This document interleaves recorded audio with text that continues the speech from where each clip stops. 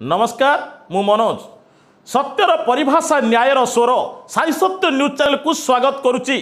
आसतु देखा साई सत्य news channel special report. Nuapada जिला सिनापाली ब्लॉक गोडाल पंचायत कोटामाल ग्राम अष्ट महालक्ष्मी पूजा कोटमल ग्रामर समस्त श्रद्धालु कर्मकर्ता प्रचेषा फल शुभारंभ आज पर्यंत सुरुखुरु पूजा कर्म संवेदन हो आसुची एवं माँ महालक्ष्मी शुभ आशीर्वाद आम उपरे थिबा पर्यंत एही पूजा एहीपरि अहरह चालू रहिबो। एही पूजारे मुख्य पूजक भाव में अछंती श्रीजुक्त रवि पंडा, श्रीजुक्त गजेंद्र कुमार पंडा तथा अष्टकर्तागण चमरू तोलटिया, शिवरात्रि टोलटिया, प्रफुल्ल कुमार धाकड़, ममता धाकड़, शिवप्रसाद धाकड़, बनिता धाकड़, लंबोदर धाकड़, गीतांजलि धाकड़, आदित्य धाकड़, नंदिनी धाकड़, जदुमणि धाकड़, दौमती धाकड़, ईश्वर धाकड़, भूमिसुता धाकड़, लक्ष्मण धाकड़, उर्मिला लक्ष्मी पूजा शुभारंभ 2016 रे कलु आज को 8 वर्ष है एवं यही 8 वर्ष आम कोटामाल ग्रामर समस्त श्रद्धालु मिसिकरी अष्टमहालक्ष्मी पूजा आयोजन करिछु।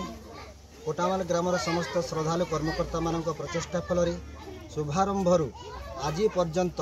सुचारू रूपे पूजा कार्य संपादन हो आसी एवं यही महालक्ष्मी पूजा माँ महालक्ष्मी शुभाशीर्वाद थिबा पर्यंत एहीपरि भाव में अहरह आग को चालू रहिबो एवं यही पूजार मुख्य पूजक भाव में अछंती श्रीजुक्त राजीव पंडा तथा तांकर सुपुत्र गजेंद्र कुमार पंडा तथा आमर पूजक अछंती अभिमन्यु धाकड़ एवं यही पूजारे आमे अष्टकर्ता नियोजित करिछो आउ सेमाने हेले श्रीजुक्त चमरू टोलटिया,